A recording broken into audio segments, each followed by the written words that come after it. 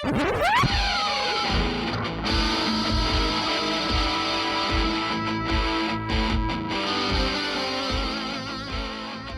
the globe to bring you the constant variety of art, it's Tenant Podcast. I'm Todd Pearson, and joining me is my good friend, South Dakota's favorite son. You know him as quite possibly the most interesting man in the world, the remarkable Wes Brown.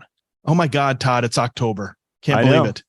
And leaves are changing. Feel it. You can feel it in the air. I hear the geese flying over my house every day, migrating wherever they're going, probably just across to the pond because birds don't migrate anymore, right? Like that's right. They hang out, and their global warming has changed everything. You can just kind of Cadillac through life if you're wildlife these days. That's right. You just go find a nice little spot and retire there. That's about what I'm going to do, is start migrating somewhere. I don't know where.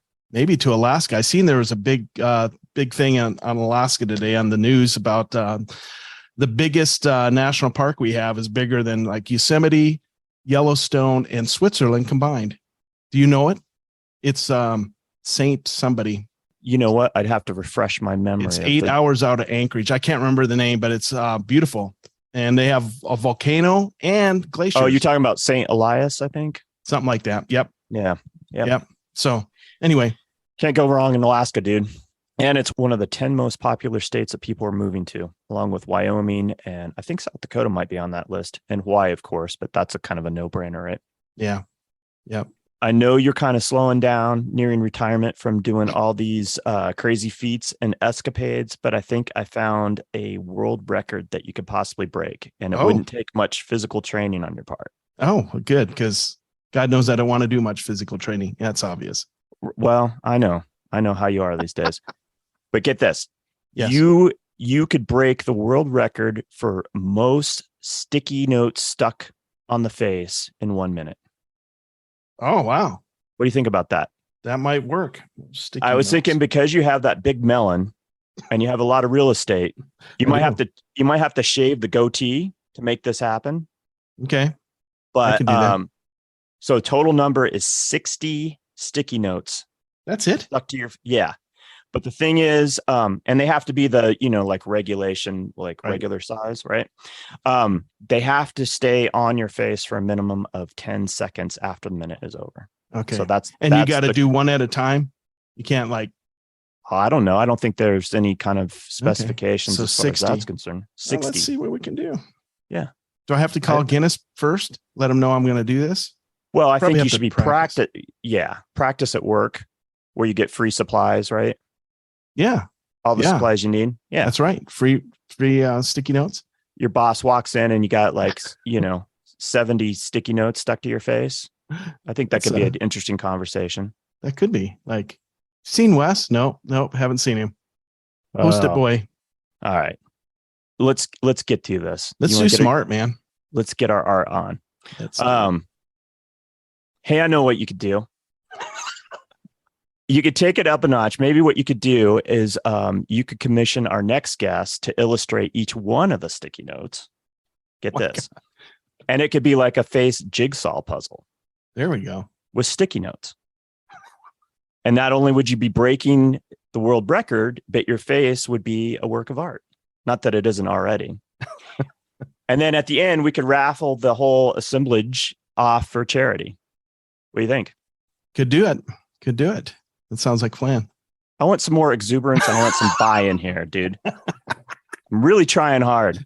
You are trying hard. And our listeners are trying hard to stay on. Oh, I know. They're like, you know what? I'm done. God damn it. I'm done with this quite possibly the most interesting man. All right, let's get to it.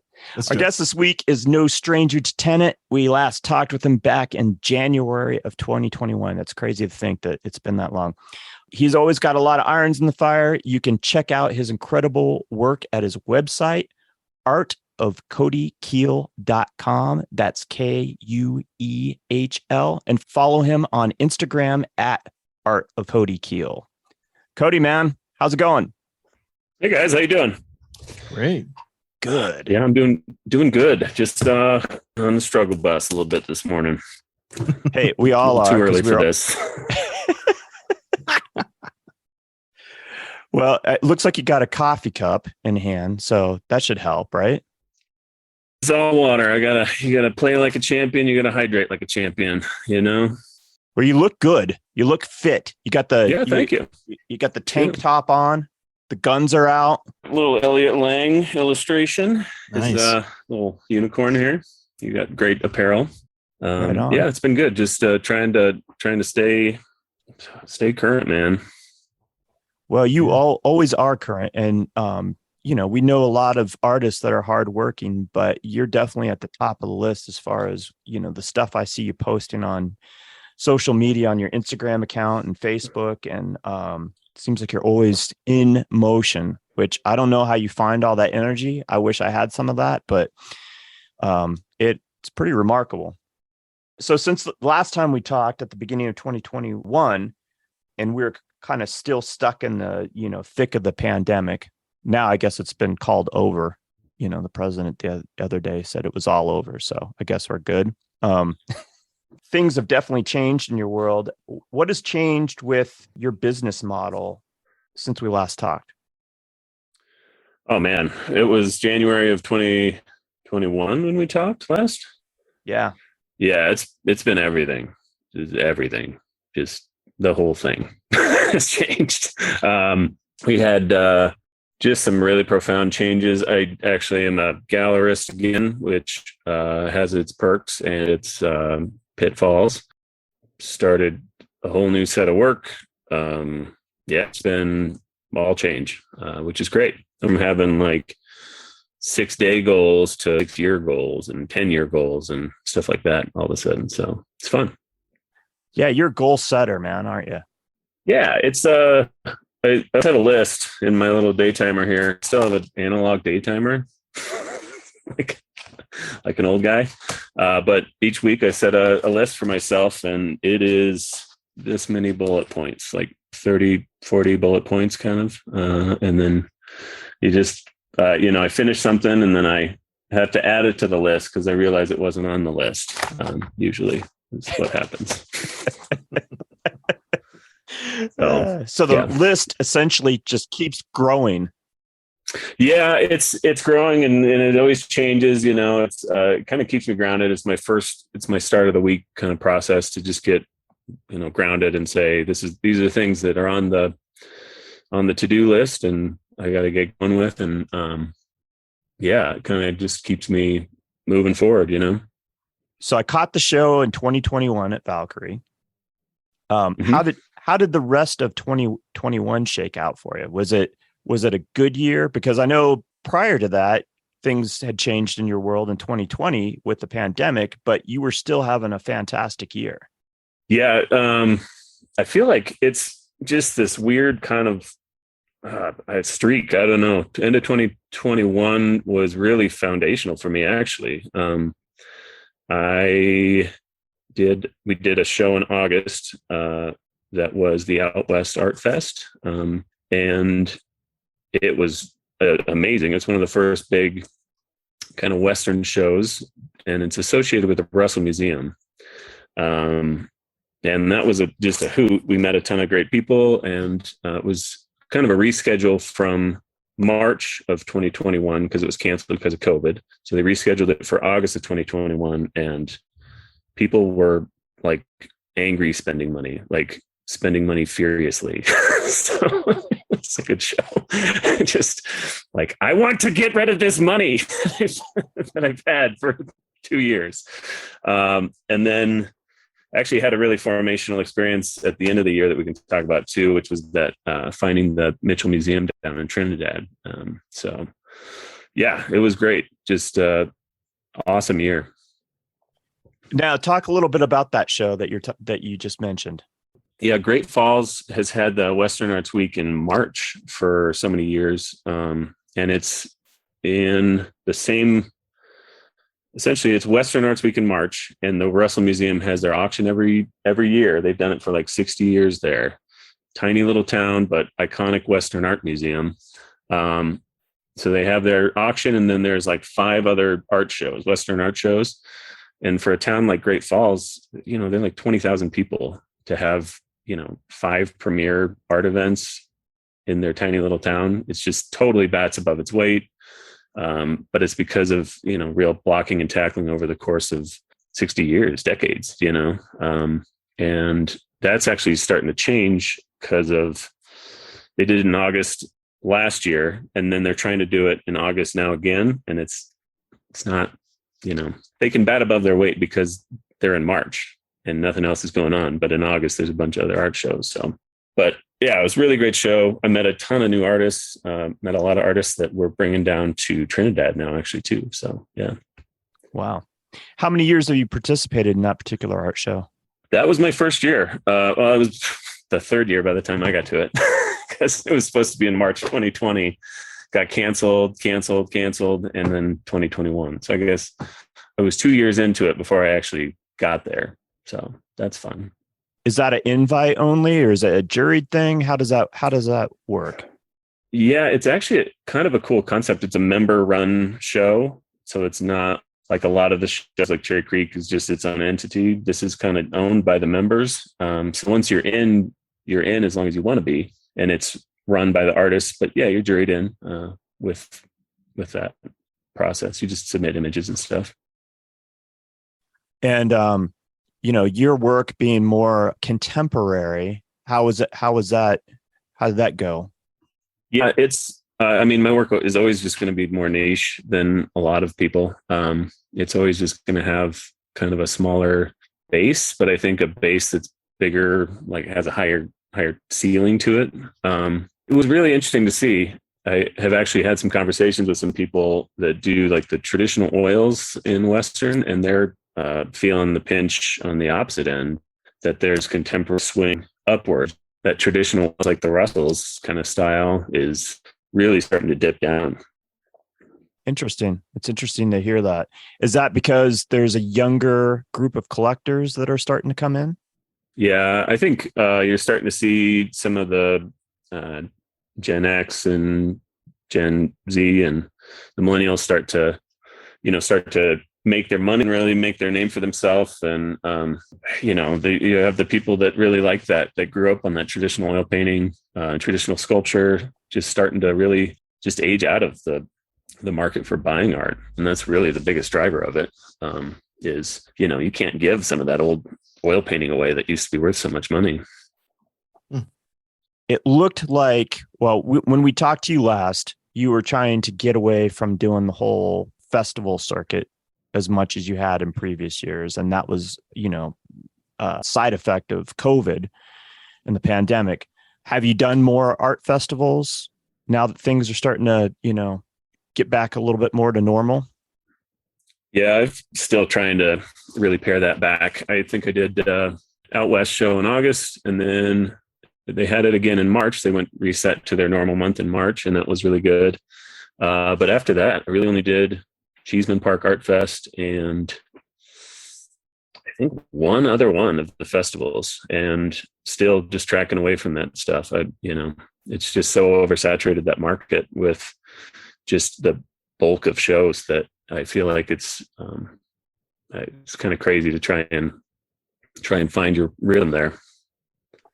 So you're really trying to, if you're going to do them, you're really trying to think about who your audience is, and like you always are, but I mean, really trying to finesse, like, hey, what is worth the time that I actually have these days to go do and make money?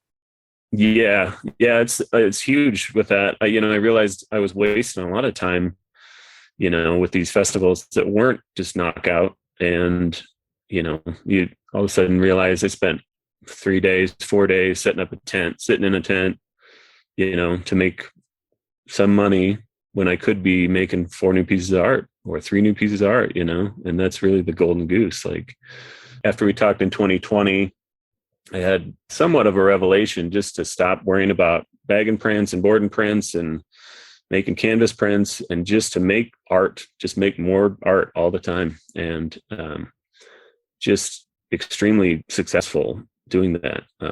Just had great years doing that. Just painted every day, drew every day, put my nose down to the grindstone just to make more work. And I made better work and sold more art. And it wasn't about just like selling prints in bulk, So yeah, I found myself connecting with my audience in a different way. So what percentage of art do you sell in the festival circuit compared to in your gallery or online? I'd say it's about maybe 30% of what I'm selling is at the shows. But people come back from that stuff, and it's really just it's an eyeball game. It's how many eyes you can get to look at your work and see your work. And I was doing a class in Nebraska, and we talked about selling your art, marketing your art. And if you have 100 people walk by your work, you got 10 people who can afford it and one person who likes it. Of those 10, even some of those shows where you don't just knock it out of the park, it's still making contacts and having people see it. And, just bulk eyeballs seeing it. So, yeah. Are those festivals expensive to enter? Do they have entrance fees? Yeah, they can be. Out West is about $1,200 for their entry fee. So you really want, traditional mindset would say that if you pay an entry fee, you should be able to expect from previous sales from the showrunners to quadruple your sales or triple your sales. And good shows can do that. Bad shows, you can sometimes double it, So, yeah. In addition to the entrance fee, which is, can be pretty steep at some of these festivals. And you're one of the few people we've talked to that have done this festival circuit a fair amount. But you also have the expense of, gas, travel, getting there, your hotel, food. So that all adds up pretty quick too. So you definitely have to move some art to even just break even, right? Yeah. Yeah. It's huge. You gotta, you have that, and your time is the most valuable thing. I drove 2 days to Great Falls, and that was an extra 2 hotel nights on each side and food on each side. And it's you have to be pretty sure you're in for it, or I've gotten to the point though where if I'm doing a festival, if I'm paying for the booth fee, I just imagine myself throwing the money away, like literally throwing it in the trash, because there's the potential for total loss. It's just there. You might as well go to a casino. But the funny thing though, I was talking to some artists at a festival, and they were like, I just stopped doing the gallery thing because they take 40% of what I sell. And I was like, yeah, man, we're way ahead of the game. We're $2,000 in on hotel and show costs, and no guarantee we're going to make any of it back. So great. Yeah, we're just killing it. We're so far ahead of the game. It's all perspective, isn't it? It is. Yeah. It's just what your threshold is, but you have to balance it with what risk tolerance you have. Like I used to just do whatever. And what I realized is I wasn't making smart bets with my art, and my money. I wasn't making calculated risks. So I wisened up a little bit. I started using Fair Sourcebook. If anybody has ever is looking at doing shows, artfairsourcebook.com is a great resource to get into it. You can buy regional reviews of shows. And that's a great way to just assess, because they're really thorough reviews. They have top sales reported from the artists, because they poll the artists and they ask artists for reviews, and they ask you to type details about the show. They have top sales, low sales, median sales. They have the number of vendors, of types of vendors in each show. They have the number of applicants versus the number of new vendors, which tells you, should I pay $40 if they're going to only jury in 3 new artists every year? It has a detailed review of the show, like, hey, the music was really loud and the programmer was a jerk, it's that kind of stuff. Or it has, this is one of the top rated shows in the country. So I bought the top 300 and then the next 300. And I just figured, if it's not in the top 600 in the country, then I'm not going to do it, And so, and then I have some that I just don't apply to because nobody gets in. They have 4 new people every year. So it's a good way to kind of manage your risk and to kind of tolerate, decide what you're getting into and say, this could be good or it could be really bad. Well, and I think if you're smart, you're tracking all these expenses, so you can set back at the end of the year and say, this is what my gallery, what it cost me to have it in the gallery. This is what all my art festivals cost me. This is how much revenue I'm making off my website. Because I mean, if you're like me, I'd probably willy-nilly it and then not really truly grasp how much I'm spending. I think it's important to like really track all those expenditures. If I was smart, I would be doing that. Yeah. No, I always give advice I don't adhere to. So, yeah. I mean, yeah, I've actually gotten worse at that as my career has gone on. I used to have a whole spreadsheet with the show and the cost of each show and the sales from each year. And I track that and I show what my profit was in each one. And, like I said, I just started cranking on just creating work all the time, and the bank account keeps growing. So I just keep doing it. Yeah. You're doing something right then if it's growing. Yeah. It's just such a huge undertaking to create enough work for the kind of volume that I need nowadays. So at some point I need to get an assistant. I actually convinced my mom to help bag prints and deliver stuff. I said, we can make real money doing this and I'll pay you well. I pay her like $25 an hour. And then I pay her $3 for one of the large prints to do those. So she can make it unit cost, and she does like $40 an hour sometimes just bagging prints. And, it's something I wouldn't get to otherwise anymore. So I'm about to quit my job and come work for you. Yeah. Right. It's not like a constant thing, but it's good money. So I try and, I've hired a few different people to do that, and I always try and pay them well because the prints are good profit. And, but yeah, I've been really bad about tracking stuff lately, to be honest. It's not ideal. So something I could definitely improve. That's a lot of time, to do all that. Yeah. But so. Well, it's a good problem to have when you're so busy that you don't have time to track all that stuff. So you're obviously making money, and that's the bottom line, right?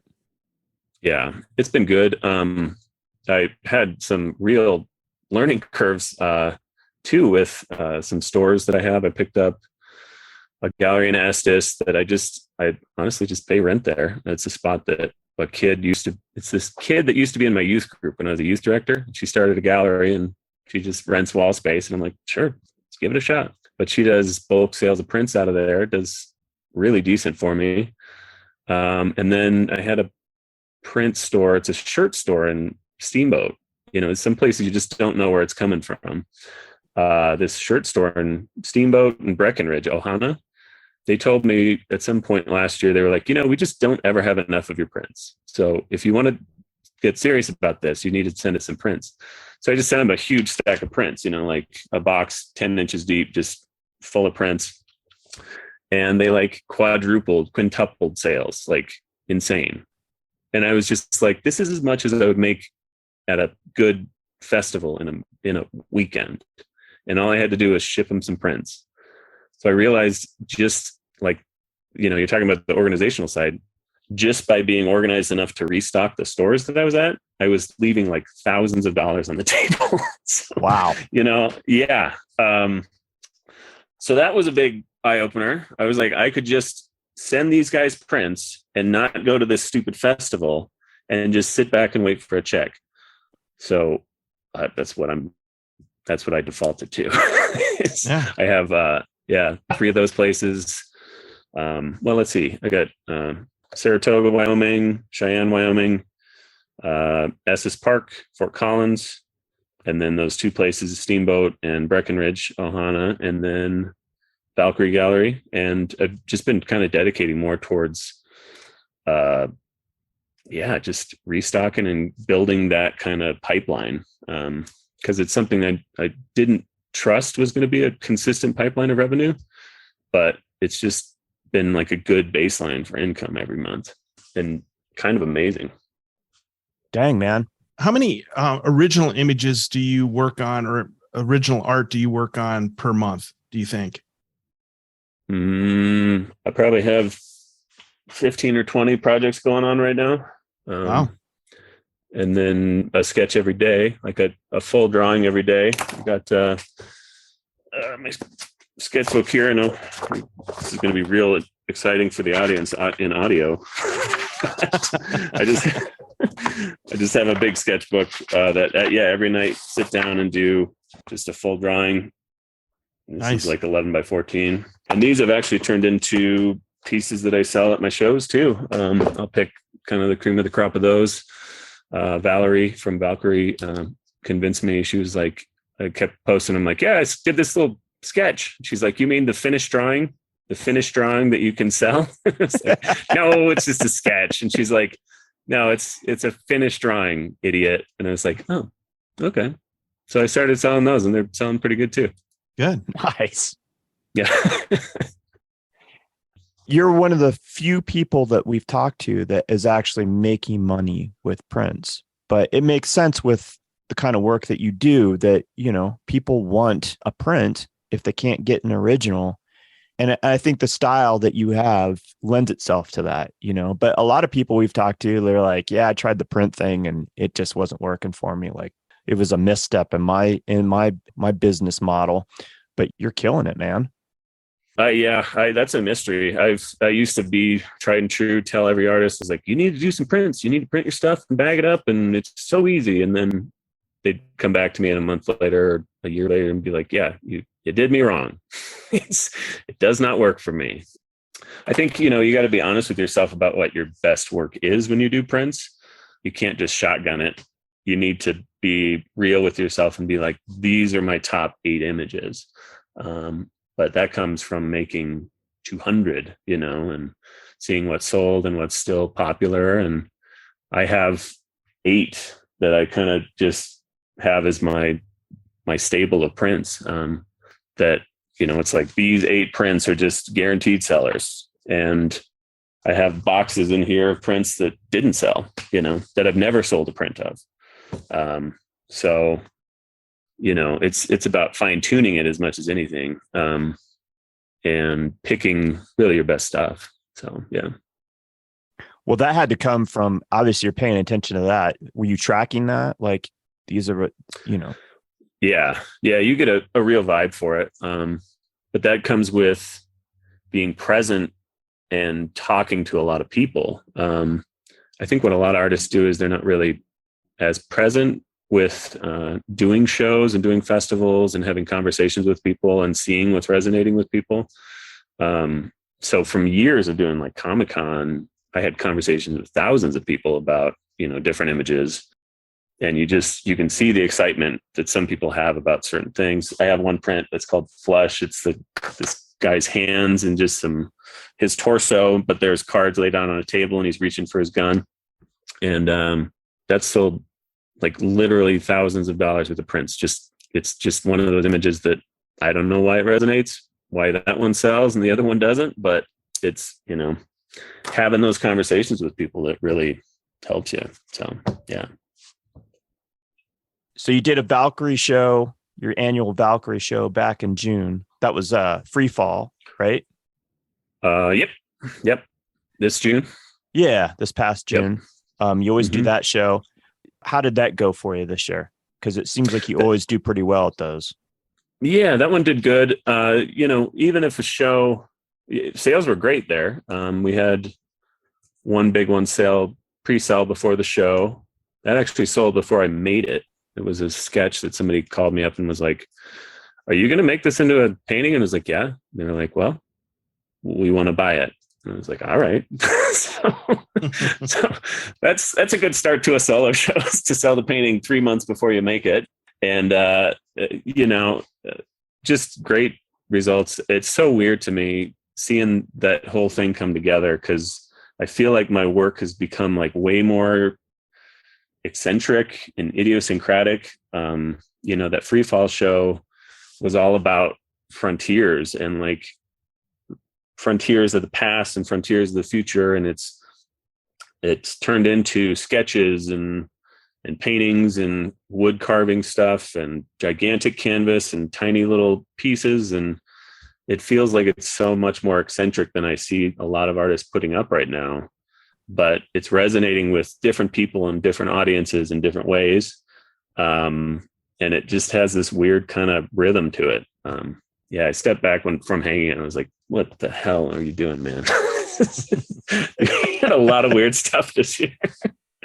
So yeah, I did this painting of an angel chick shooting its spaceships above a small Western town, like falling into this Western town, defending this town. Like she's got this big revolver, and had one of a robot Valkyrie fighting a vampire. And it's like, this is so unmarketable. What are you doing, man? What is wrong with you? Oh, man. You know what? I think from a collector standpoint, that's really exciting to see that you're experimenting, that you're pushing yourself, you're, exploring a little bit different content, and getting out of your comfort zone. For me, I love seeing that kind of thing. And I think other people enjoy that as well. There's always going to be the people that, they have the certain expectation of what your work is going to look like. And that's what they want to see. But then there's the flip side of that, where there's this people that really want to see something completely different than what you've done before. Right. Yeah. Well, and it's, like I said before, I think there's a smaller audience at first, but I think the max that I can achieve from just being myself is a much higher ceiling. The ceiling there is just unlimited if I'm just totally authentically myself and live into my style, because it's unexpected and it's, alone in its lane. It has its whole own lane. Whereas you have, this, like we talked about, like the traditional oil painting, these Western artists, there's interstates that are clogged with artists that are doing the exact same, oil paintings of cowboys, riding through a field. Whereas, my last show I had, for the Frontiers concept, I had it was this big Greek guy with this giant shield and this tiny head, but this big helmet. And he's like crossing the Rubicon with this army behind him. And he's just stuck with arrows, like, because he didn't see what was on the other side of the frontier, And I'm like, this is so unmarketable. This is the worst idea, Cody. Why are you doing this for your show? But that was the first thing that sold at my new gallery. That was the first big piece that sold at my solo opening at my gallery. And I was just blown away. And I was like, oh yeah, it's because it's great. It's because it's cool. It's fun. It's weird. Yeah. Right. Yeah. One thing that I saw you post that I thought was really interesting, and I don't know if this is the first one you've done, but you did a mural earlier this year for Greeley Stampede, right? Yeah, I did. That was kind of a fun little process. This year, you guys, has been insane. Before we talk about the mural, we got to back it up just one step. Okay. Because I want to tell you about how my life completely changed in December of last year. Let's do it. So I went down in December. I finished my solo show at Valkyrie, and I had this entire body of work, this huge body of work that was left over from like this year of creating shows. It was Valkyrie and then Great Falls. And I had nothing on the calendar. And we were looking at Trinidad. We actually bought a house down. We're in the process of buying a house down there because my wife and her sister are starting some business down there. And the A.R. Mitchell Museum emailed me because one of my friends knows them. And Allison is the director there, and she's awesome. Emailed me and was like, hey, do you want to do a museum show at our museum here? We have, I think it was 170 linear feet of space. And I was like, sure, let's do it. I got nothing but time. I got nothing but all this work that I have left over and just zero expectations. Just like, it's Trinidad. What's going on there, right? So I go down there and left that weekend asking Allison, can I start a gallery here? You guys need a gallery here. You need a gallery in this museum. Is this something, would that be something you're interested in? She's like, yeah, of course. Because I had this life-changing, like totally life-changing experience. We go in there, it's this huge 2-story building. And I'm sorry, I'm an evangelist for this place now. I'm just like, this is my 10-year goals now all of a sudden. It's this 2-story inside. It's this old department store, so turn of the century department store. So like the tin filigree ceilings and has these big balcony second floor that you can see from the first floor that wraps around. So they were like, well, do you want to hang with some of Mitchell's work? And A.R. Mitchell's, he did paintings for comic covers in the 30s, 40s, 50s. And so they have his entire uninterrupted collection of paintings, which is like 300 paintings, his entire collection of sketches, and this photography collection that's just unreal from that time that he took. So they're like, do you want to hang with some of his stuff? And I was like, yeah, sure. And they're like, what do you want to hang with? And I was like, well, I'm sure you know better than me what would work and what you want to put up. And they're like, no, just come down and you can pick. so picked this like legendary art that's just totally unknown to hang with in this museum show. And then they show me this photo collection that just has some of the rowdiest stuff. Have you seen these on my feed at all, guys? Which ones are we talking about? The stuff as far as yeah. So it's these black and white photos. They're like 2 inches by 3 inches, and it's from the Trinidad area, and just exists completely out of the public consciousness. So just really high contrast, moment of impact photos, like just the kind of stuff that I'm totally like my wheelhouse. So this place is just perfect for having a gallery, because it's like, my art is kind of like comic book, graphic novel stuff. And it's just like this perfect callback to A.R. Mitchell. And just unbelievable. So I put every stitch of art up at this place in December, and then went back and made 3 more paintings. One was from the photography that's down there. So December happened. I put in a proposal to start a gallery that month. And then the board, they had to reasonably have some questions for why somebody who randomly came there wanted to start a gallery there. And so it was March when they approved it. So I had a month before tourist season to put an entire gallery together. Wow. So now, were you familiar with A.R. Mitchell's work prior to all this? No idea. I'd been there for a spaghetti dinner that October, but didn't meet Allison when I was down there. And there's a spaghetti Western film festival every year in October. And I was like, yeah, it's a cool place. There's some cool art. But it wasn't until I really saw like the potential of the place. Because it's 100% potential. You guys we need to get you down there. Totally. Yeah. I would love to have you down there. It's been on our list to get down to Trinidad, because there's a lot of cool stuff going on there for sure. So do you know much about, as far as like, was A.R. Mitchell from there? Is that why that museum's there? Yep. Yeah. He was a Trinidad resident. He moved out east, and then he was in California for a while, I think. And he did, his contract work just remotely, essentially. He was an old remote worker. He could just send the painting in to get scanned. And, but yeah, he retired in Trinidad and taught there and stuff like that. So, okay. Yeah. And how long has this museum been in existence? I think it's been since the 60s. I don't know all the little details of it. But they own, so they own this whole building. So in terms of my schedule, I started April. It was April. We knew we had the gallery, so we had to tear out a 60-foot wall. We had to build 4 of those, like the L walls that are 8 foot long, and then have like a dog leg of 4 foot. And they're like 8 foot tall. We built 4 of those on casters, and then had to collect all the art from all my art friends. And I asked probably 30 people, and they all said yes. I said, hey, which blew me away, but just a huge undertaking to get this gallery going. So we had the soft opening, and then the next day I went to a graduation in Nebraska, and then started the mural. So if that tells you how my year has been going, it's been that pace. Yeah. Yeah. And that's the sense that I got.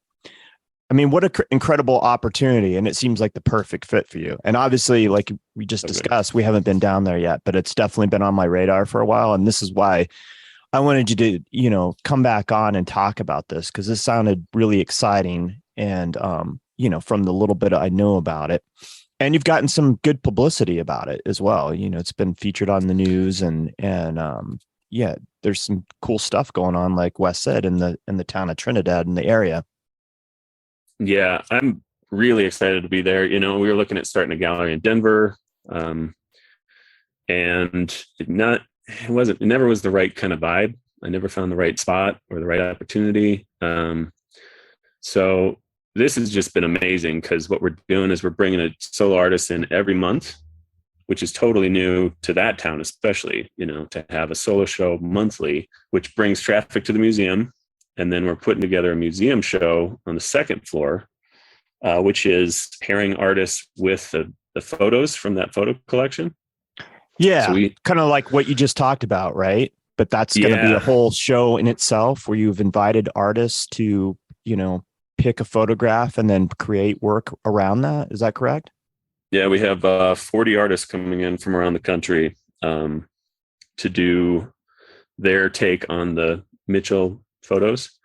And Allison and I are both in the same mindset that we don't want it to be like a stodgy old museum show. It's some really contemporary cats are coming in. We have some oil painters that are doing more of the contemporary oils.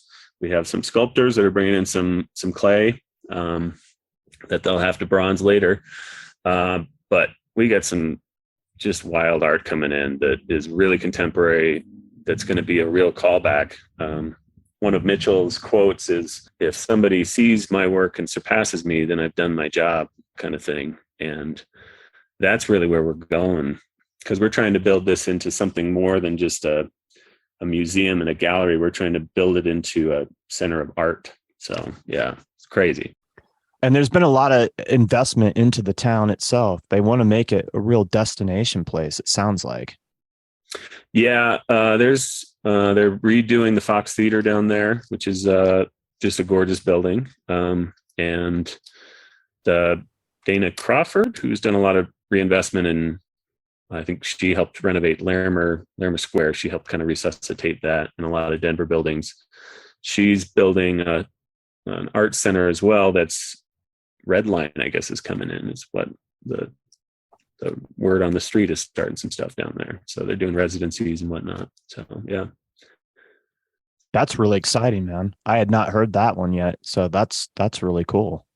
Yeah, and that could just be rumors, but the guy who I talked to seemed pretty sure that was the thing. And it's funny because the final goal for the Mitchell Museum is kind of 3 phases. The first phase is to start a gallery there, so prove that we can sell artwork there. Second is first is gallery and starting quarterly museum shows. So we have like consistent art coming through, and that the museum shows could be like a big name artist that can come and show for 3 months and have their work up on that second floor. Phase 2 is they have 10 artist studios on the third floor that we want to get artists renting space in there, local artists, and then do residencies. These are like 10-foot by 15-foot studios with hardwood floors and like 12-foot ceilings. I mean, Allison was like, "We need to clean these up, and then we can rent them out." I was like, "These are nicer than my studio now." It's amazing. So then the third phase is there's another 3,200 square feet of finished gallery space on the third floor as well that abuts to the back of the building. There's a street on the back of the building that's the third floor level. And to get that activated with events and, do like a festival like the Out West Art Fest there. And it's insane because essentially what I'm trying to do is bring a bunch of competition to my gallery into the same building. But, it needs to happen. It's just pure potential space. It's a space that you could do education and artist residencies, and you could have an art walk in-house in one building, like a full tilt art walk in-house. So then, yeah, when I was telling this guy, this is kind of the goal, is to have artist residencies. He's like, oh yeah, well, you're going to have some competition because red lines come in too. It's like, we'll do something else then. So yeah. Well, I mean, I think there's room for both, right? Yeah, what a great opportunity. But I mean, the space is already there, and then you bring somebody in like yourself that has this vision and has the energy to do it, and the experience with all these different festivals and, the connections that you already have. It seems like the perfect fit, man. Yeah, we're just essentially, the way I describe it is we're ripping off that whole Russell Museum model, which is just blocking and tackling, have a consistent event every year to promote the museum. So we're doing the Halloween Bash fundraiser with the opening of that residence show with the photos. And then building that every year, just consistently building that into a bigger event, and raising awareness of the museum, and then raising the profile of the museum, and just building credibility. It's just about building credibility that we are a serious place that does serious stuff here. But that takes time. It's not a quick thing to do. So, and I haven't been there, obviously, but it gets a lot of foot traffic from tourists and people traveling through Southern Colorado. Yeah, we're trying to raise the profile all the time. It's not as much as I want now, but it will be. It's total frontier of what the art world is right now. It's like the leading edge of where art collectors are going to be. It's, if you want to talk about, Santa Fe being established as an art town, Trinidad's on the way there, at least. But, right. Zero track record of selling like top tier fine art there. They have some nice galleries, but nothing like what we're trying down there, I don't think. So yeah. So there is a gallery scene there in addition to the museum and what you're doing with your gallery. Yeah, they have some nice local galleries. They have across the street is it's a Corazon gallery, and it's like 4 galleries of different local artists, and a lot of nice stuff there. They're doing a first Friday that I'm trying to convince them to do year round. It's been just summer and fall for a lot of years, but my gallery is going to do first Friday every first Friday. So yeah. How many shows total have you done since you started this whole thing? Soft opening was in May, which was just a group show. And then our setup is a lot like Valkyrie's setup, in that they have a members gallery of, it's their group show every month in the one room. And then their main room, they have a solo show, right? So then, it's been May since we've done that, and had, what does that make it? 6 months? It's like 6 months, right? Yeah. Coming in on 6 months. Yeah. Yeah, it's getting close to that. So yeah. And that community gallery, that member gallery, those are all local artists. Is that the deal? No, that's all artists from around the country. We have all of my artist friends that I just called the artists that I was like, hey, you're first on the list for Western adjacent, contemporary. What I really want to do is curate that space with artists that you wouldn't need a signature on their work to know it was them. And I think we're pretty close to that. It's like, oh yeah, that's Michael Dowling. That's Annie DeCamp. That's Aria Fawn. It's all artists that are so distinctive that you're like, yeah, well, that's them, so. And the art that people will see there, in this particular gallery, does it all have a Western flavor to it, or is it a little bit of everything? Its majority is like Western adjacent, but like I said, I'm looking for, I want to build my audience with the age demographic that's coming in.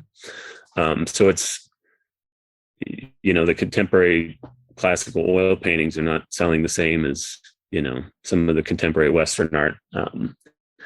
So it's more of that kind of vibe. It's that new stuff that is coming into the Western art world that's not that traditional kind of feel. Does that make sense? Yeah, absolutely. Yeah, I was talking to an old boy an old guy in Great Falls, and he's an oil painter, and he was telling me how much he made back in the 80s. And he's like, I used to make so much money on 6-figure shows, and now I'm just getting pushed out of the art world. And I was like, dude, if you made 6 figures in a show, you had your day. I said, well, I'm shooting for client base with my gallery that's 25 to 45. And he's like, well, aren't you afraid because they don't have any money? And it's like, well, I want my gallery to last 20 years, not 5. I want to grow with that audience that's going to be making more money in 10 years, and I want to grow with the artists that are that age, that demographic, because they're only going up in their career. Their career is only ascending. I think a lot of galleries are kind of short-sighted when they're like, well, we only want something that's a thing that's already been established. That's the only kind of artist we'll show. And it's like, well, so a lot of times that's at the height of their career and they're kind of going this way, whereas, down. Audience can't see me, obviously. So I want to build with a group of artists that's going up in their career, that's ascending their, in level and in proficiency and stuff. So. Yeah, you're cultivating a whole culture of collectors that are interested in this particular type of art that, like you said, are going to be here 20 years in, and they can say, hey, I was at the beginning of this. I started collecting some of these artists that, are now upper echelon, that were either at the beginning or mid-career, and now they're top tier, right?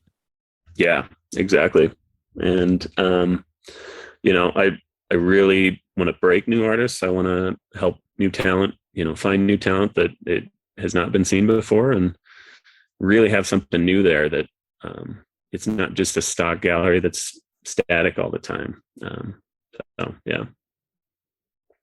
So let's talk about this show a little bit more that's opening at the end of the month, and the fundraiser, the gala event that they're putting on as well the same night. Mm-hmm. It's called Monster Mash. So I anticipate it has a little bit of a Halloween theme to there. Yeah, we got 2 12-foot skeletons for the museum inside. So we have 2 12-foot those Home Depot skeletons that you can get. We're going to have a party with a band, costume party. Allison she always just knocks out the catering. Her catering is just amazing. I think they have a barbecue company coming in, and then cash bar. But Allison is great. She's a great partner for the museum and all the stuff that we're doing with the gallery, because she's just has this great idea for having fun and making the museum a place where people want to just come back. And it's a unique place that's not just like static and cold. She's the executive director of the museum. Is that correct? Yeah. Okay. Yeah. And it appears that individual tickets are $75, and you can purchase a whole table for $1,000. Yeah. Yep. Yeah. The tickets are $75. Tables are $1,000. If you buy a table, then it's wine. You get wine at your table. You get reserved seating.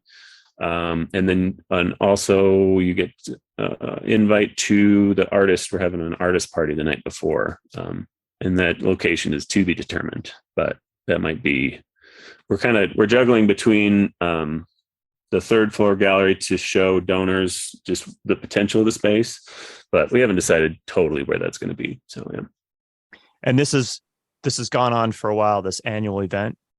No, this is the first year. Yeah. Oh, okay. All right. Yep. I was kind of under the impression maybe they did this every single year in the fall. Yeah, they usually do. Actually, they do the fundraiser every year, but this is the first year for that resonance show. And that kind of came about just really organically.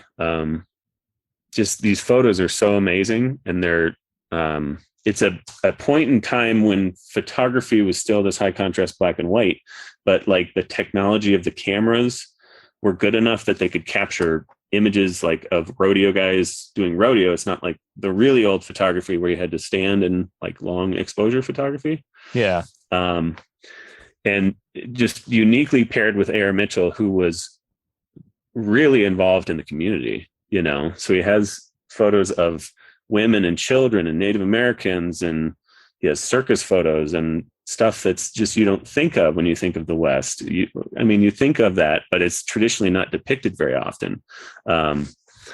Just all this very unique stuff that you don't see anywhere else. So Allison and I talked about maybe doing a photo show, and I just sent some photos out to some artists, and everyone said yes because they were like, yeah, these are awesome. And you said there's 40 artists that are going to be participating in this whole thing?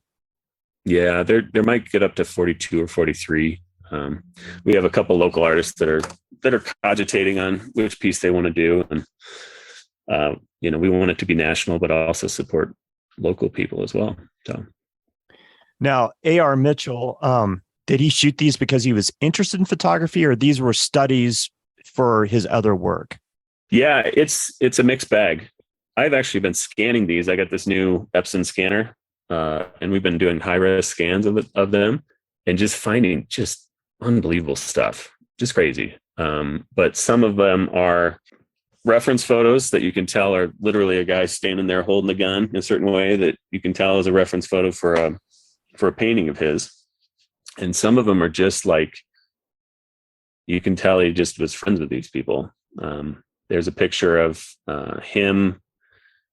It's him sitting next to this Native American guy, and it's on the back. It says A.R. Mitchell and Goldtooth John Maribal at Taos Pueblo, 1910, and just crazy kind of history there, that just totally outside of the public record. So yeah. And these are scans from prints that he had made, or negatives, or a little bit of both. Yeah, I got about 1,000 of these from the museum collection. They let me take a box of photos. So we have probably 2,000 of the actual photos, like his actual photos here. Wow.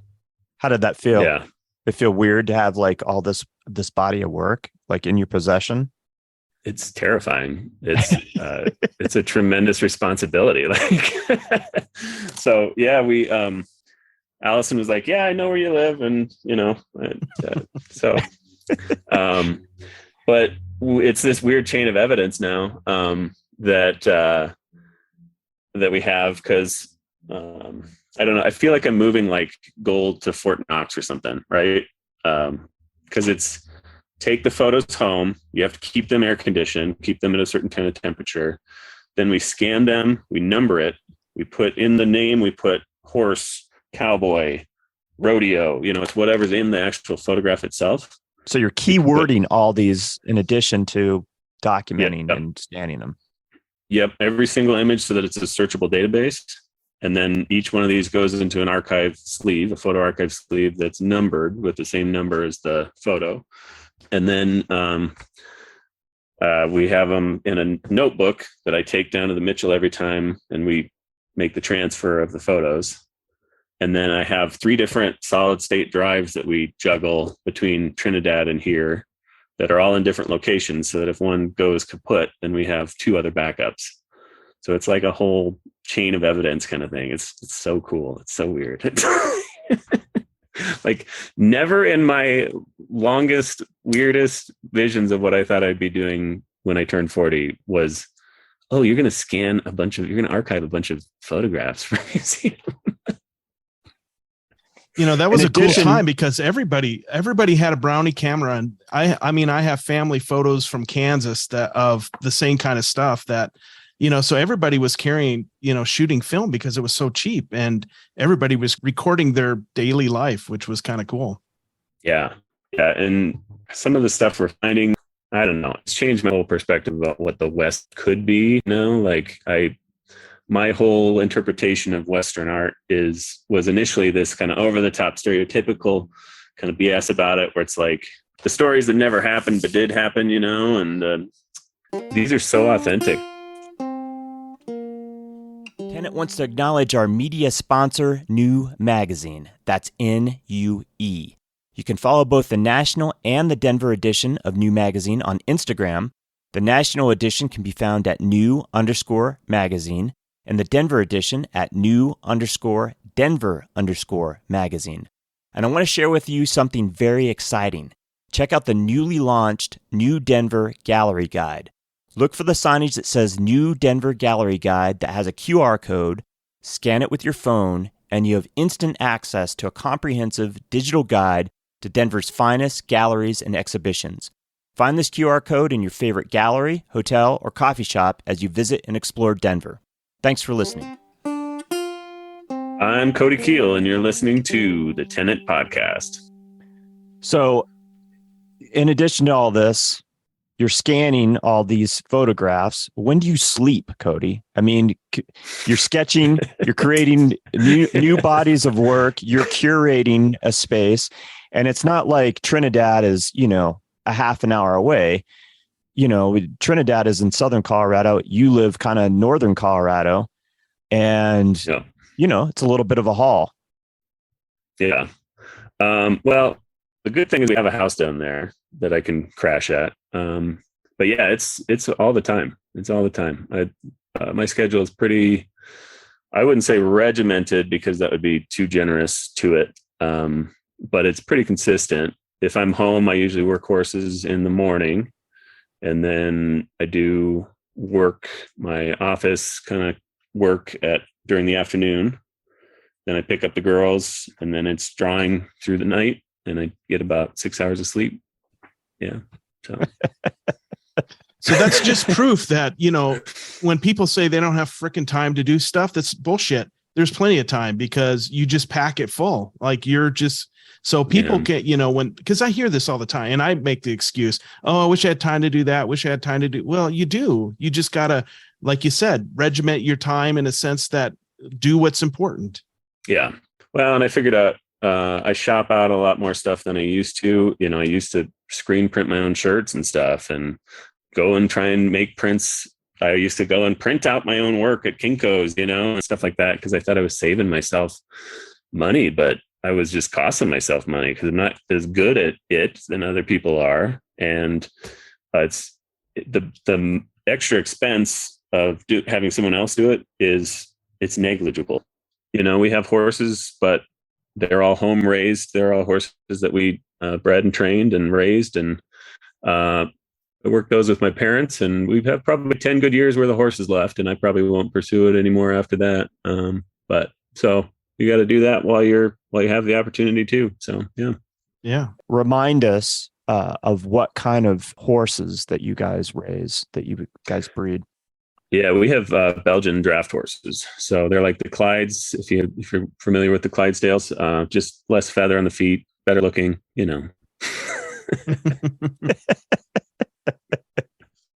And it's not just you. I mean, it's the whole family's involved. You have some other siblings as well, right? That help with this whole thing.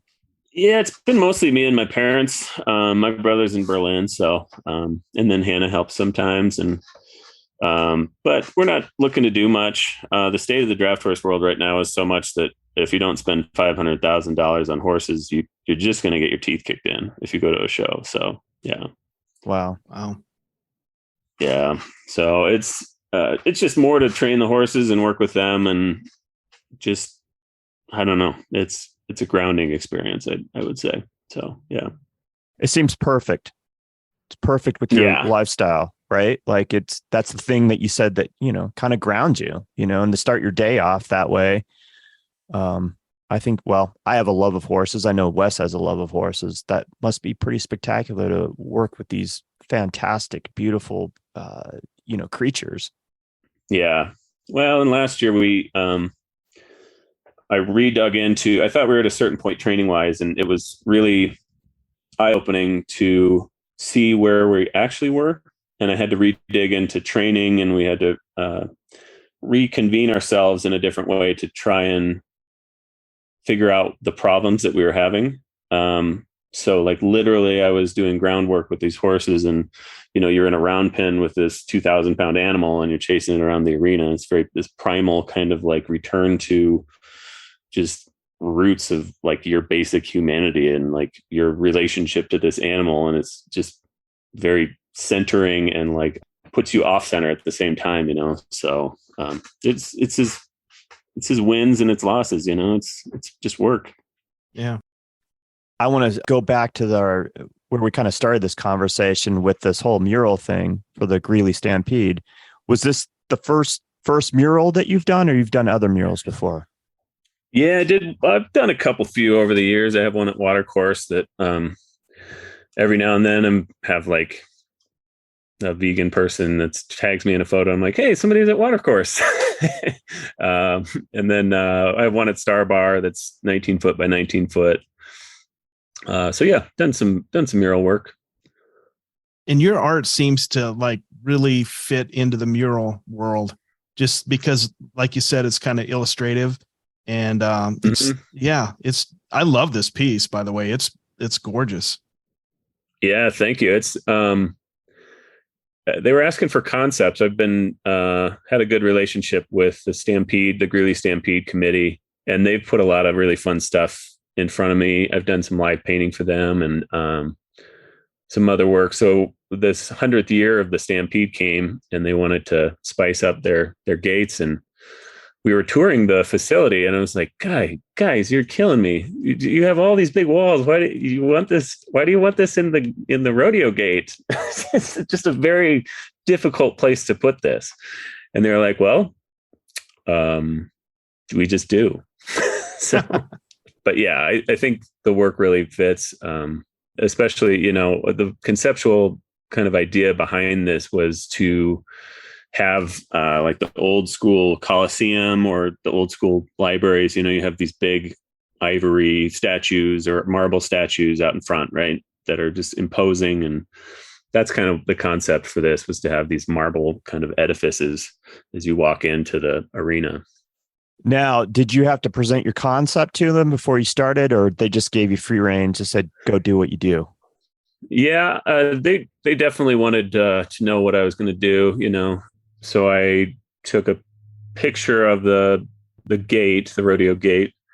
For those that can't see it, it's like when you step up into an arena, and the walls are on each side as you walk up into the arena. And so took a photo and then drew a picture of kind of what I was thinking, and then photoshopped that in with a perspective kind of warp. So yeah, they definitely were like, we need to know something before we start, Makes sense. But I had to ask that question, since you have a relationship with these folks, and they obviously know what you do and who you are. If you had to go through any kind of process to make this happen. Yeah, this one was a little more complicated because it was City of Greeley too. Since the city owns the building, they own the whole Island Grove State Park, or Island Grove Park. They had to be the ones to sign off, and they were the ones that funded the thing too. So yeah. Now, do you enjoy doing this? I mean, would you want to do it more, or you're just happy to like do the one-off every now and again to, kind of keep your chops up and also work in a, large scale? Yeah, I go back and forth with murals. It's a good, it's a good payday. Usually you can make good money doing it. But there's a lot of trade-offs. I can sit in my studio and make 3 foot by 4 foot painting that, and then just send it to a gallery instead of going standing out and gutting it out in the heat and the cold. And so I got a love-hate relationship with the old mural industry. The other half of it is, a lot of people think they can get a mural for cheap. I can sell a painting for 3,000 or 4,000, and people think they can get a mural for that. And I'm like, I don't know where we're going here, guys. Well, I'm glad you're, well, again, it was in reference to my question, which was, is this something that you'd like to do more of? And I had a feeling that, you're just happy to take on a project like this every once in a while. If the money's, if it's interesting, it resonates with you. And then, obviously the money has to be there as well, because like you said, you could be doing something else in your studio that's going to make you a lot more money by creating, original work or whatever, or spend your day printing or getting prints made. I mean, a multitude of different things, right? Yeah. Well, and anymore, I had a conversation with somebody who's asking me why I don't take like Bitcoin and stuff. And I could make so much money if I was in the NFT space. And I was like, very little about what I do anymore is about trying to make money. I'm just trying to do the things that I love. I'm trying to do projects that I, like this mural was really fun to do, because they were like, we want your authentic voice in this. We don't want to tell you what to do. We don't want to dictate the content to you. We want to know what you would do. And I was like, all right, well, that's something I can get behind. So yeah, so very little of what I do anymore is like, because I'm just looking for a payday. I just do things, and sometimes I luck out and somebody buys it. So you're totally right, Todd. It's having the freedom is what makes me want to do a mural. And money's a nice afterthought, so It's a good place to be, right? You're in a position of making money and, being able to kind of pick and choose what you want to do. And that's a great position to be in. I mean, there's a lot of artists would, give their left leg to be in that kind of position. But yeah, that said, this just wasn't handed over to you. You hustle and you put in the work to make all this happen. Yeah. It's not the type of thing that just appears. This is 4 years of a relationship with an organization and showing up for them and making money for them and, partnering with them and keeping a good relationship. It's really about building credibility as an artist, that, people begrudge galleries so much for taking 40%, but, they need to remember that there's an outflow too. You want to be bankable. You want to make people money, galleries aren't going to want to show you work if they don't make money off of you, and people aren't going to want to show you work if you don't show up, if you're late, like I was today. So yeah, it comes from just work, just doing the work and being there and being present and showing up. Where do you get this work ethic from? Is that from your parents? Is that growing up, working with horses and, because that's hard work? Yeah, I think it is, from my parents, doing horses. My dad, he fielded a 6-horse hitch across the country, while he was working full time as an educator. It was like his hobby was to take care of 20 horses and raise and train and breed horses. And while he's working full time, so, he was essentially doing full time on top of a full time job. And we'd hand pick hay every year from about 2,000 bales a year. We'd hand pick out of the fields. So it's pretty ingrained. I remember my first job at a Shopco. They were like, well, so you've worked 2 hours, you got to go take a 15-minute break. And I was like, what? Yeah. Okay. Oh man, that's funny. Hey, I'm going to pull up another image. This one here, I feel in addition to you exploring, a little bit different content, but I also see that I feel like your style has been evolving as well. Is that correct? Yeah, I'd say I'm trying a lot of new things. Part of the new style is just drawing all the time, really focusing on creating new stuff constantly has really fine-tuned my own unique kind of drawing and sketching style. And, I think I could probably, if I wanted to, make just a career with just the layered plexiglass and do cowboys and, just kind of ride that out and have this consistent kind of income. But it just seems so boring to do that. So really fine-tuning my drawing style has pushed me to try and create new things with, on canvas, and really pushed me to do like serious sketching with charcoal, and really finding my voice, this Parthenon piece was the big main piece for my solo show, the title image for my solo show. This is actually a horse in the British Museum from the Parthenon. And I did probably 2 sketches a day when we visited London for 2 weeks, like 2 big drawings a day, and just found some unique stuff. I took tone paper and some colored pencils to England when we went, and just really found some cool stuff. So it's like the content that is changing, but also like the approach. This piece is unique in a frontier sense because you think of like the height of the Parthenon when it was at its peak to how far it would have to fall for somebody to just be like, yo, does anybody want this horse sculpture around here? And nobody to be like, yes, please leave it there. Please leave our antiquities in place, please. Don't take it to London. So, yeah. Yeah, I noticed, I guess it was kind of early part of this year, that the mark making, the strokes that I was seeing in the paintings, the way that you were drawing and painting was a little bit different. The style had changed a little bit. And I thought that was really interesting, which is why I wanted you to speak about it a little bit. Yeah, it's definitely evolving. Well, I'm trying different techniques. This one is 6 foot by 4.5 foot on canvas, and built a canvas and stretched it. And, you just have to paint it differently. Using a little bit more, I don't know, getting a little out there. I used to be focused on creating signature images and only releasing like these hyper curated images. And I think I found myself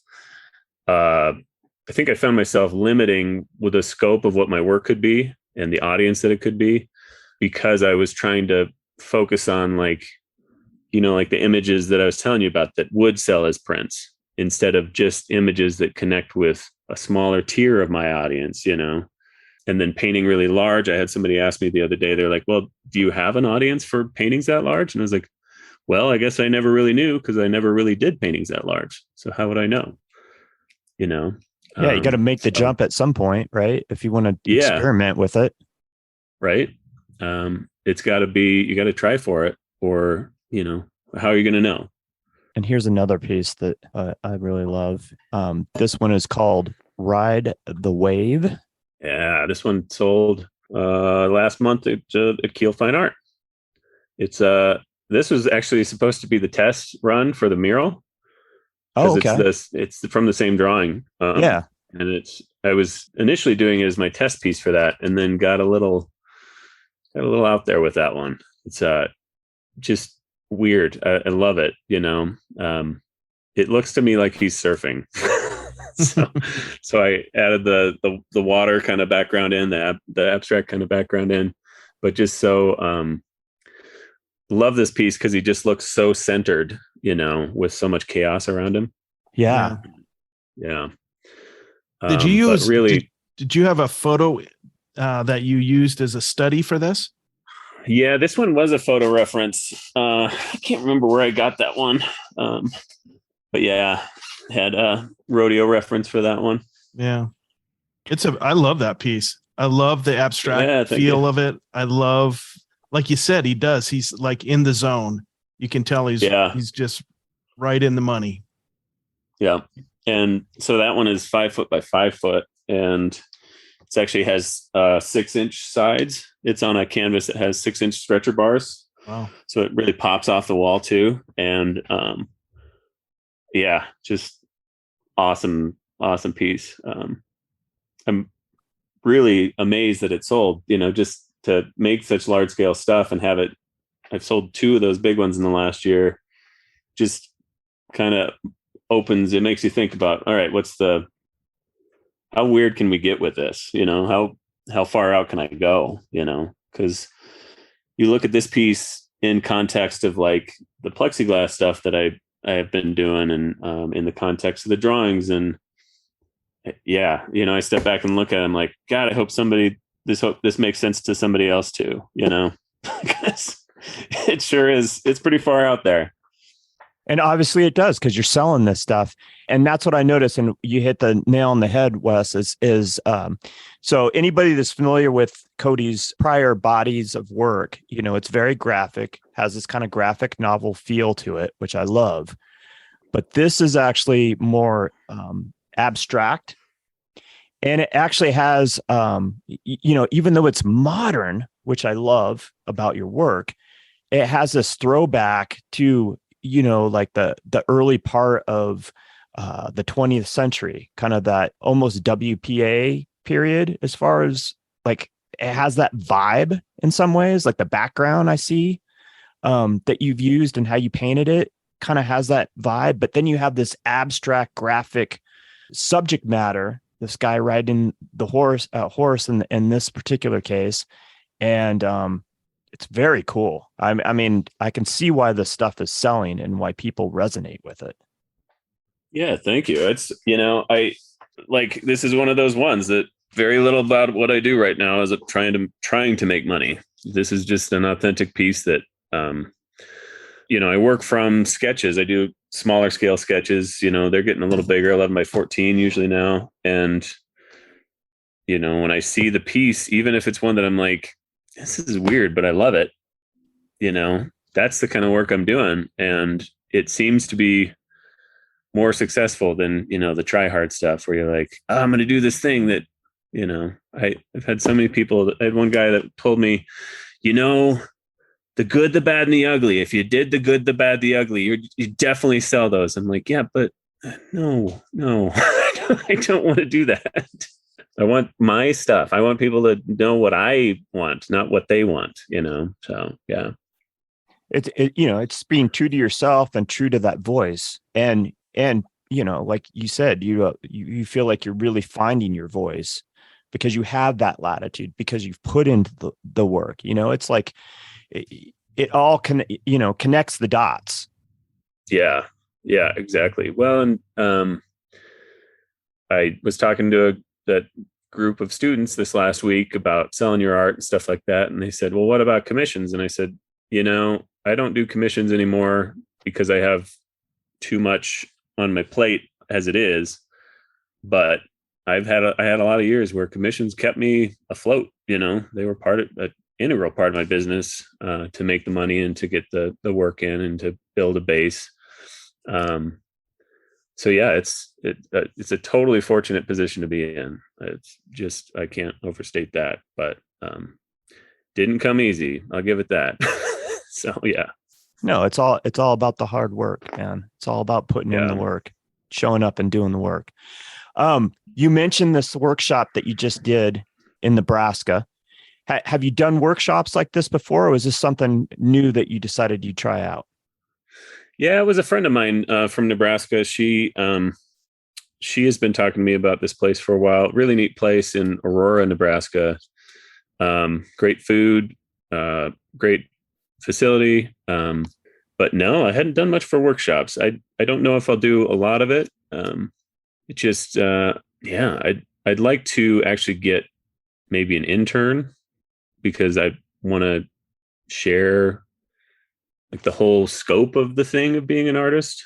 But it was fun to have a class for a week and just, it kind of turned from my style and how I do my stuff to more of a, okay, we have some skills that we need to talk about for you guys. So yeah, it was fun. And I want to talk about the fact that not only are we talking about, you working with horses, you have this new gallery space in Trinidad, in conjunction with the museum, you're doing art festivals, you just did a workshop. But I think one of the things that we don't talk about enough, and there's plenty of artists out there that, are working and working hard, but also the balance with family. You're a dedicated husband and father. How do you strike that balance with family time in addition to all these other things that you're doing? I mean, I think that's a really important topic that doesn't get discussed a lot. Yeah, I think the biggest thing is just intention. You have to have, it's like what we talked about with my day. I'm very specific with what I'm doing and what my goals are for the day and what my goals are for the week. We talked about my calendar in the week. It's really important to remember that you can get a lot done in a small amount of time. And having the intention of taking the time to do what you need to do when you have that time, but then also turning it off and making dinner for the kids or, getting the girls to bed. And I'm trying to get better at that myself. Haven't been good at it this year, with turning off the switch and being like, okay, you're not making art right now. You're not doing business right now. It's just family time. And part of my goal for the gallery is to get better at that, so that I'm not running to a festival every month, and I'm not out painting a mural, and I'm pipelining work to galleries, and I can have more of a consistent flow of stuff. So it's just trying to work my way out of work, I guess. It sounds like a paradox, maybe. I want to talk about one more piece. This one is called How. Oh, yeah. And this is a great piece. This actually feels to me like a blend. I mean, this is a lot of what I've seen previous, right? With the plexi stuff that you do. And, if you want to hear more about that whole thing, you can go back to our previous episode with Cody. But this seems like a good, melding of your exploration of content with what you've done previous, and starting to meld, your older styled stuff with your newer stuff. Is that correct? Yeah, totally. Yeah. I think I'm having, I'm expanding and contracting with stylistically, how I'm approaching things. But yeah, this is another one. It's these werewolf kind of looking dudes. Looks like the Appalachians, like some good old boys in the Appalachians with this big Bowie knife and a shotgun, and just fun to do. The sketch for it just popped out, and I've been deciding to, like I said, lean into the weird, because it's just so much more fun than the opposite. So yeah. I told you I'd get you out of here in an hour and a half, and I think we're approaching that. So before we leave off today, what other things do you have that you're looking forward to between now and the end of the year? We've already talked about the fundraiser at the A.R. Mitchell Museum, and then the show Resonance. Anything else that you want to talk about or promote between now and the end of the year, or the first part of 2023? Yeah, I think the biggest thing is just going to be tacking down the gallery. We put that on just as rough shot as you could. We put a month to put that thing together, and we've had the kind of show and the kind of space it is now is unbelievable. I sent you some pictures to share of the space, and it's really making that the next phase of my art career, and really just getting that right, because I think that's the future. That's what I want the future to be for my career. So just having the time to just get my feet underneath me and not be going at this kind of pace. That's what I want to promote, is taking some damn time for yourself. There you go. Yeah. Well, right on, man. Really appreciate you carving out time for us. I mean, we've talked a lot about that today, just how busy you are and how you go about it. So the fact that you're willing to give us this little bit of time today away from your girls and your work and everything else that you have going on, we really appreciate it, man. It's always a pleasure to talk to you. Yeah, I really appreciate you guys and you taking the time as well. It's just appreciate what you're doing for the art community and giving people a voice for that. It's just really cool. Well, we're hoping to get down to Trinidad and look you up and check out the A.R. Mitchell Museum and all that, because there's some good stuff going on down there, and I'm glad you're part of that. Hell yeah. Yeah, you guys let me know when you're ready to come down. I got space for you. Perfect. I put you up for a couple nights. So nice. For sure. Thank you. Yeah, absolutely. Let me know when you're ready. Yeah, I'll definitely hit you up, man. Again, this fundraiser happens October 29th in conjunction with the show that we've been talking about, Resonance. $75 a ticket if you want to come down and support the museum, be part of this gala event. $1,000 for a table. October 29th, 6:30 to 11 o'clock. And the address is 150 East Main Street in Trinidad. They want to buy tickets to this event. Do they just go to the museum website? Yeah, they're on the museum website. Okay. I'll have a direct link to the website so you can check out not only the museum, but you can also find where you can purchase tickets. And again, follow Cody on Instagram at Art of Cody Kuehl, and be sure to check out his fantastic work at his website, which is also artofcodykuehl.com. And if you want to learn more about Cody and his work, you can search out our previous episode with Cody. It's episode 63 in our archives. For the Tenant Podcast, I'm Todd Pearson. And I'm Wes Brown. Have a great week.